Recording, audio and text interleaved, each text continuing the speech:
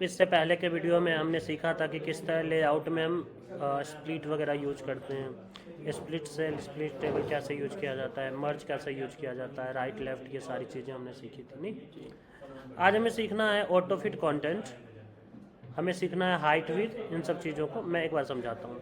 मेरे पास ये एक अलग टेबल है, पर्टिकुलर टेबल है। इस टेबल में देखो ऑटो फिट कंटेंट कैसे काम करेगा। जैसे मान लो ये टेबल है मेरे पास, और इस टेबल में ये मेरा टेक्स्ट लिखा हुआ है, ठीक है, और इसके पास कुछ एक्स्ट्रा स्पेस आ रहे हैं यहाँ साइड में, राइट साइड देखो आ रहे हैं ना। मैं चाहता हूँ जितना कंटेंट है, जितना कंटेंट है, स्पेस भी उतना ही होना चाहिए। हमारे कॉलम का जो विड्थ है वो भी कंटेंट के हिसाब से ही होना चाहिए। तो मैं क्या करूँगा, पूरे टेबल को सिलेक्ट करूँगा। सिलेक्ट करने के बाद ऑटो फिट में आऊँगा और पहला ऑप्शन जो दिख रहा है ऑटो फिट कंटेंट्स, उस पर क्लिक कर दूँगा। जैसे ही क्लिक करूँगा तो ये अब उतना ही स्पेस लेगा जितनी की इसे ज़रूरत है। क्लियर है? आप चाहते हो कि नहीं भाई मुझे ये पूरे पेज का जो विड्थ है वो पूरा विड्थ यूटिलाइज हो, तो आप आओगे ऑटो फिट पे और ऑटो फिट विंडो पे क्लिक करोगे। ऑटो फिट विंडो का मतलब है कि जितना बड़ा आपके पेज को स्पेस मिल रहा है ना, इस पूरे स्पेस को वो ऑक्यूपाई करेगा, ठीक है।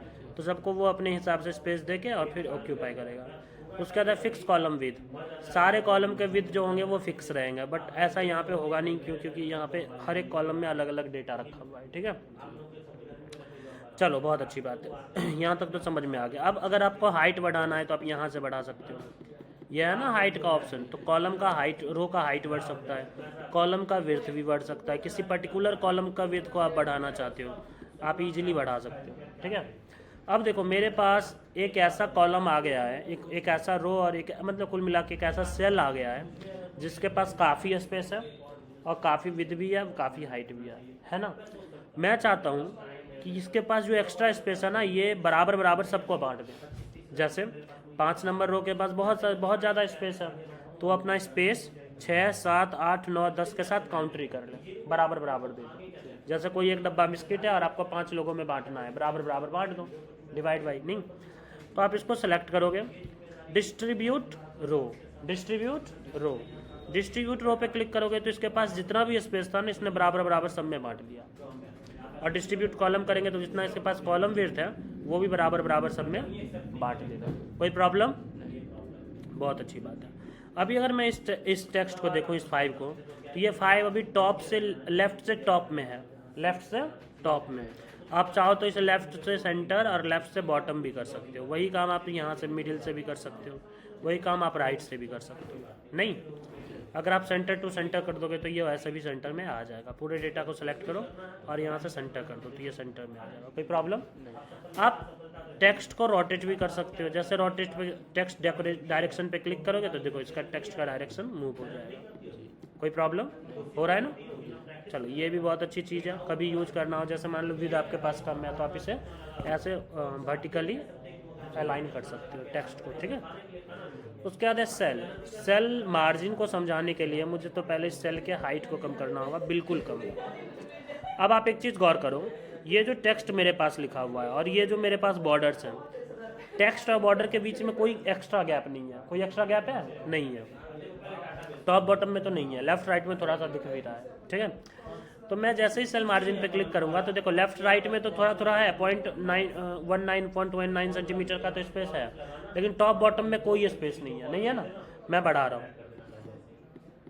मैंने टॉप में भी स्पेस बढ़ा दिया और मैंने बॉटम में भी स्पेस बढ़ा दिया, और जैसे ही मैं ओके करूँगा पूरे टेबल के लिए ये मार्जिन स्पेस बढ़ जाएगा।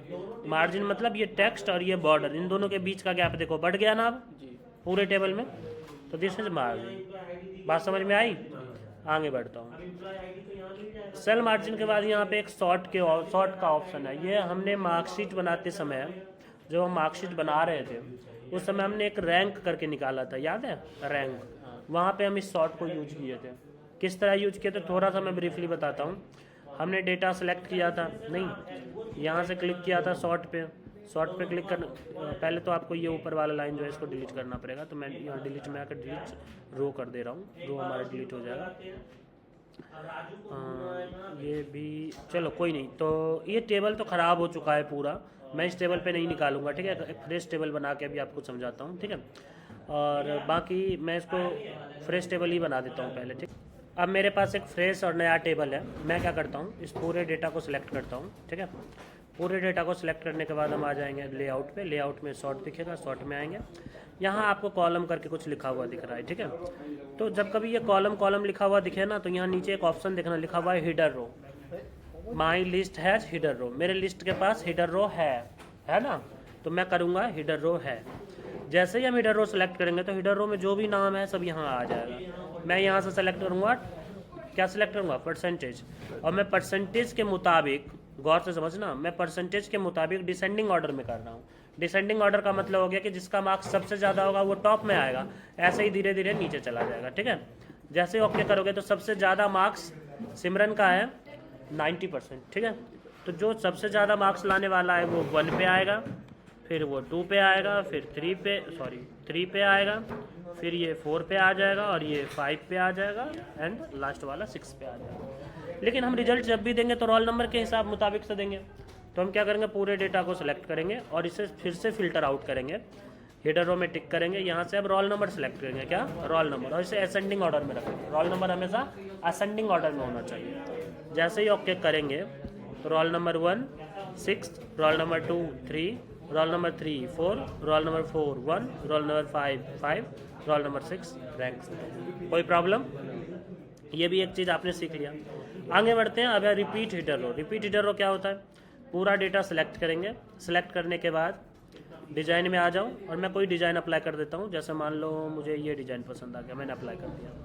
मैं चाहता हूँ जैसा हिडर रो दिख रहा है ना, पूरा टेबल वैसा ही दिखे, तो मैं हिडर रो को रिपीट करूँगा। क्या करूँगा, हिडर रो को रिपीट। जैसे मैं रिपीट हिडर रो पे क्लिक करूँगा, देखो पूरा टेबल अब वैसा ही दिखता है, दिख रहा है। चलो पूरा डेटा सेलेक्ट करते हैं और इसे कर देते हैं हम फिर से पहले जैसा। बहुत अच्छा। अगर मुझे टेबल चाहिए ही नहीं, पहले तो हमें बॉर्डर नहीं चाहिए था, अब मुझे टेबल ही नहीं चाहिए, मैं क्या करूँगा, कन्वर्ट टू टेक्स्ट में क्लिक करूँगा, कन्वर्ट टू टेक्स्ट। अब ये पूछ रहा है आपका टेबल चला जाएगा, तो ये जो लाइन्स हैं इसके जगह पे क्या आना चाहिए, तो मैंने कह दिया कि लाइन की जगह कॉमा डाल दो, लाइन की जगह कॉमा डाल दो। ओके करोगे तो हर लाइन की जगह, जैसे रोल नंबर के और स्टूडेंट नेम के बीच में एक लाइन था ना, वहाँ एक कॉमा आ गया। कोई प्रॉब्लम? तो ये भी आप एक काम कर सकते हो। साथ में लास्ट ऑप्शन जो एक है वो है फॉर्मूला, ठीक है, जो कि आपको पता है सम करने के लिए, मल्टीप्लिकेशन डिवीजन के लिए हमने भी यूज किया था। कोई प्रॉब्लम नहीं।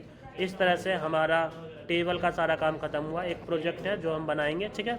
आफ्टर दैट टेबल के कोई भी कॉन्सेप्ट आपके लिए मुश्किल नहीं रहेगा, ठीक है। टेबल आपको आ जाएगा अच्छे से, ठीक है। चलो थैंक यू।